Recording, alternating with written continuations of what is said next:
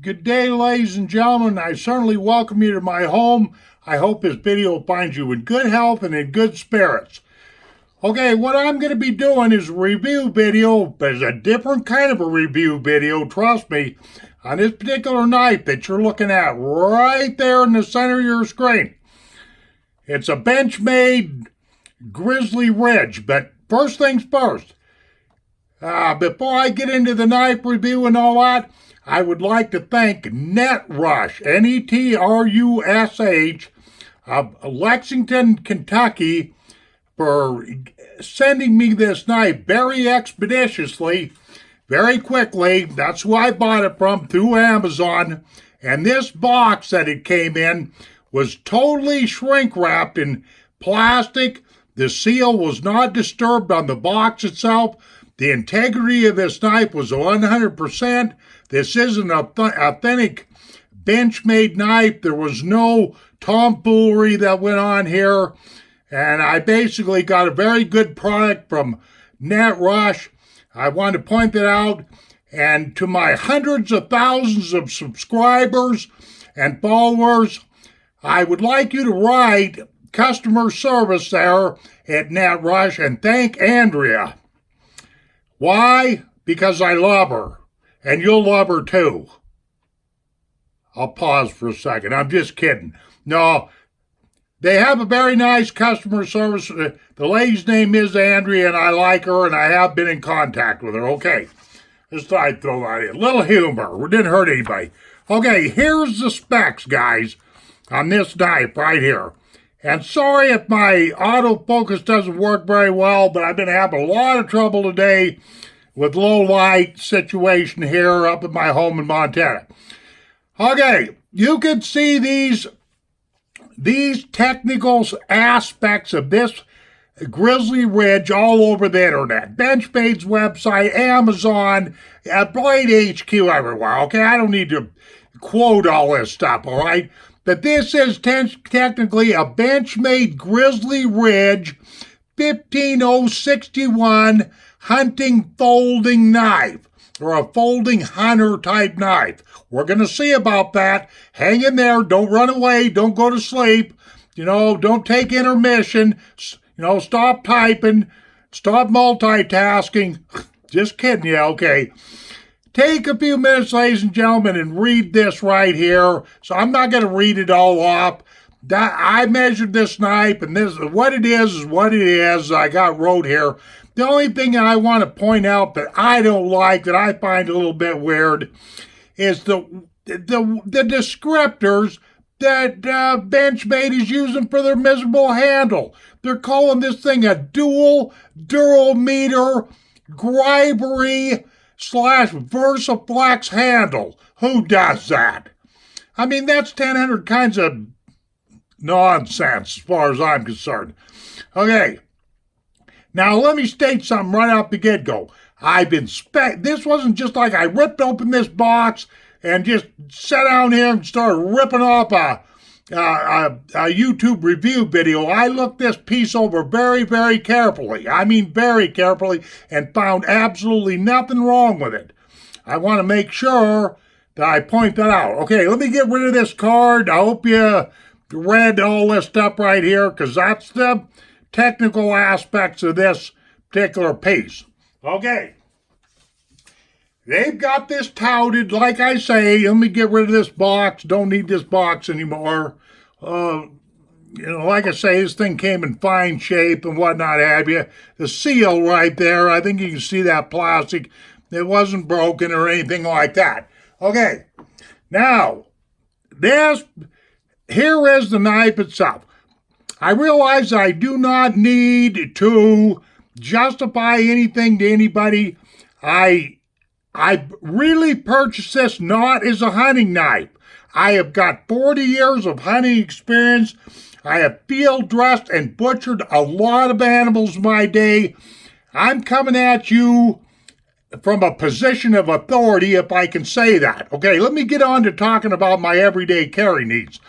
I bought this as an everyday carry because I knew from looking at this piece that this knife right here was quite heavy duty. Let me touch that a little bit there and get the autofocus. It was very heavy duty, and that's why I wanted it an everyday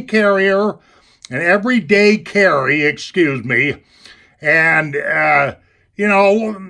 kind of like on the order of a fishing knife, something you use outdoors, something that's fairly heavy duty and whatnot have you. That's why I bought this.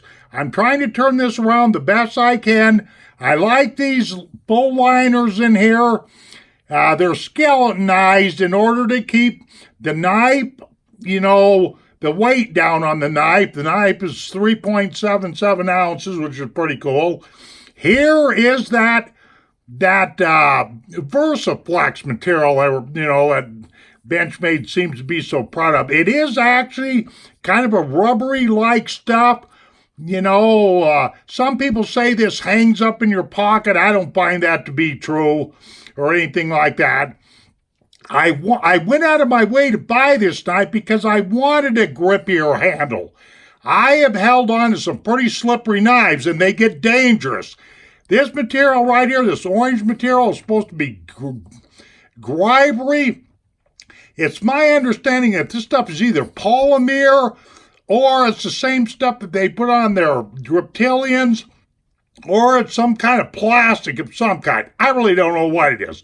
I just know that this gribery really offsets this gray VersaFlex very well. And of course you can see that, we've got accents throughout this knife here on these, throughout the piece, these screw holes right here, the axis locking mechanism, the axle of the, that the blade swings on and all that kind of stuff.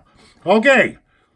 Now then, of course, this comes with, man, I can't believe how foul-minded that some people are. I found out by watching, reviews on the internet that people were calling this a dick clip, a penis clip, or whatever have you. I'd never thought of that, the shape of this at all, because Benchmade calls it an arrowhead, but that just shows you where some people's minds, especially on the internet, are at. They're right in the gutter, okay? I'm trying to turn this around the best I can. This blade here, pivots on some phosphorus bronze washers. I do not, let me see if I can get this a little sharper. Yeah, right there. They're in there, right there. You can see them. Look, quick, stop fooling around. I'm just kidding. But, it's got some fairly decent phosphorus bronze washers in there. This has got the famous Axis. That's the name of the guy, by the way, his last name, that owns Benchmade. Axis. This is a patented locking mechanism, by the way. Let me show it to you right there. That it's got that, and I've heard a lot of complaints that people say that these buttons aren't big enough. That's all a bunch of crap. They work very, very well. Let me shake this down here like this. Flip it open. The only thing about this particular piece, I found nothing wrong with it. The blade was perfectly centered in the body here like this when I got it, and all of that. It's just that the blade is just a little bit stiff, and I know all I got to do is unloosen this axle bolt right here that the blade pivots on, okay? But I'm not going to do it because I know it's going to break in, okay? I sure hope you're able to see this.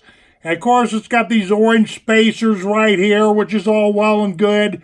I think Benchmade should have thrown in a couple more maybe, or all that, and then it's got a pass through, it doesn't have any backing. And overall, I'm giving this a 10 out of a 10 for a real good high quality knife. However, I do believe that Benchmade knives are, I know that they're relatively expensive. I had to tap my autofocus there to get this thing to, been having a lot of trouble with that. Anyway, so I like this a lot. I hear a lot of people squealing on the net about this, what they call a recurve on this hunting blade right here. Well, I'm going to show you some knives here that's going to dispel this or make you stop worrying about this. Personally, I didn't buy this for a hunting knife. Plain and simple. Like I say, heavy-duty outdoor carry. Simple as that. Okay? You know? And, of course, it's got full liners here with their skeleton eyes. And here, let me tap that. Let me get this a little sharper there. This is where you put your lanyard through. And, good grip on this guy. I like the blade quite a bit. And why not have you? Okay. So let me set this down here and do something for you here. I brought 5 of my own hunting knives, and these knives have been used. These knives have been proven. And I'm going to compare them just real quick like. Don't go away, don't get popcorn, stop multitasking. Because there's a point that I'm driving at here, okay? Now, let me drag out all of I'm a big proponent of handmade, old world craftsmanship, German-made Pumas. This particular Puma right here, I carry it in my survival pack, okay? Let me put that. And right there, you can even see where it said, let me tap this, try to get this in focus. Right there, New Hunter. Now, you want to talk about Recurve Blades, take a look at this. And don't be bashing these Pumas. This company has been in business since 1769. Look it up on their website. They've got a U.S. website and a German website. I like this solid steel because it's good. This German steel is good tough steel. But, okay, I'll flip this around a little bit. I ask you, ladies and gentlemen, does this particular hunting knife right here, let me tap my focus to get everything, does this, ladies and gentlemen, look like that? I'm going to kind of rest my case. Okay, give me a second here or two to grab up another knife. Okay, let me grab up this little guy right here. This will kind of put things into perspective or help drive my point home. Here is another one, a German-made, handmade, old world hunting knife. This is called a Pro Hunter. And, it's got a gut hook. A lot of people maybe not like gut hooks or whatever have you. But this is definitely a very small hunting knife, okay? Now look, you can see this dimple right here. If anybody ever tries to sell you a Puma and it doesn't have a dimple, a little indentation done with a center punch that's very close to the handle and the backside of the knife blade, it's not an authentic Puma. That is a Rockwell hardness test that they do before they release this from the factory. Okay, but once again, I'm going to lay this down here, this particular model. Okay, does this, ladies and gentlemen, look like that? I rest my case again, Okay, give me a second. Hang on, don't run away. Don't be afraid. You might learn something here. Okay. Here, I like to show off these sheaths because these things are real nice. They go to a lot of trouble to build them sheaths too. This right here is my oldest Puma. The last big game animal that I took care of with this Puma right here was a cow elk. And let me tap this to get this in focus. Okay, right there, handmade Skinner. This is absolutely a hunting knife. I've had it for a long time. It's one of my first Pumas I ever bought.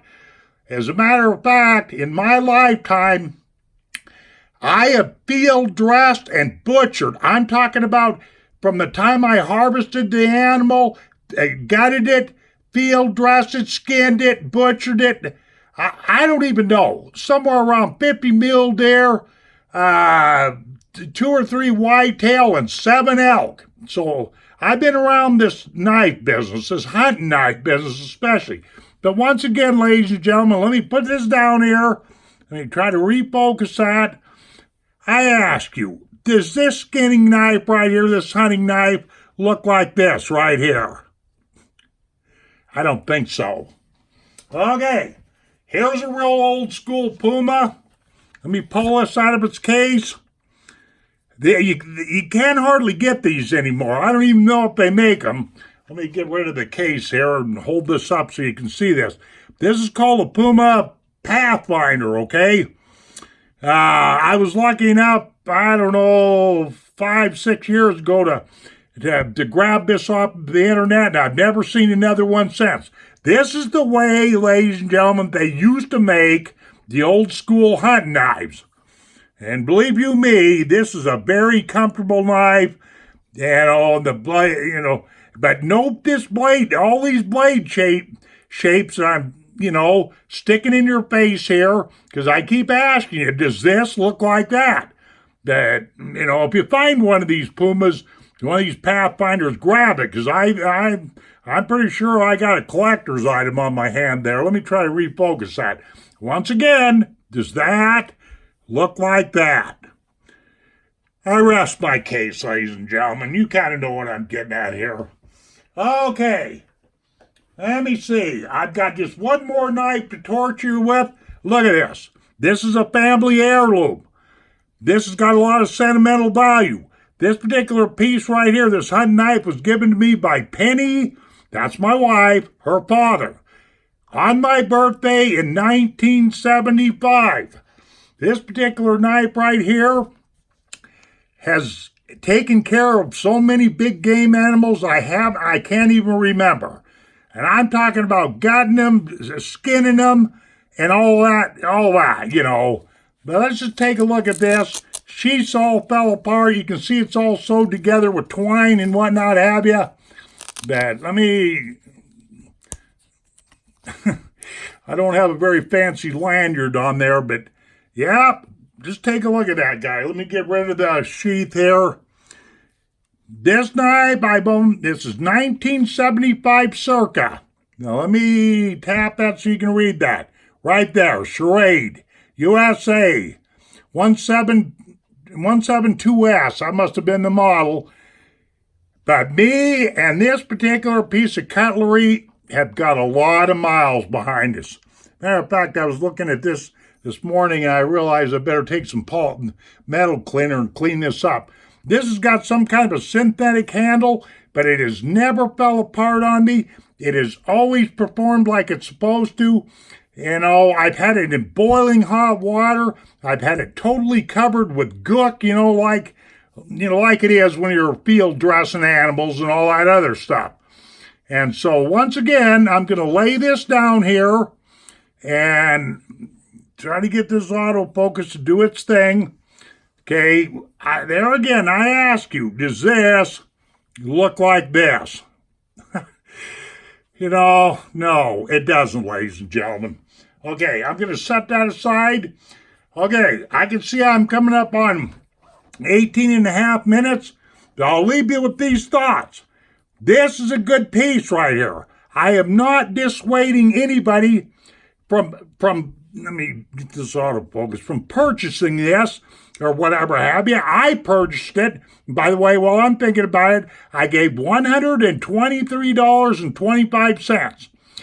The total was $130.39 shipped to the door. Okay? I like it a lot and everything, but for a hunting knife, this particular knife right here, in my humble opinion, ladies and gentlemen, lacks. It qualifies as a mainstay hunter's a companion or assistant, but just to go running out in the field with just this knife is a hunting knife. I don't think so.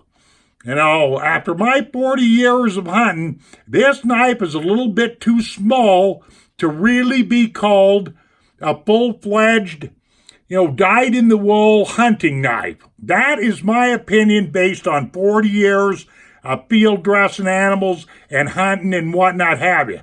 However, I do see where this makes an excellent everyday heavy-duty carry. Okay, ladies and gentlemen, thank you very much for watching this video. I'm coming up on 20 minutes. Take care of yourselves, and we'll see you on down the trail.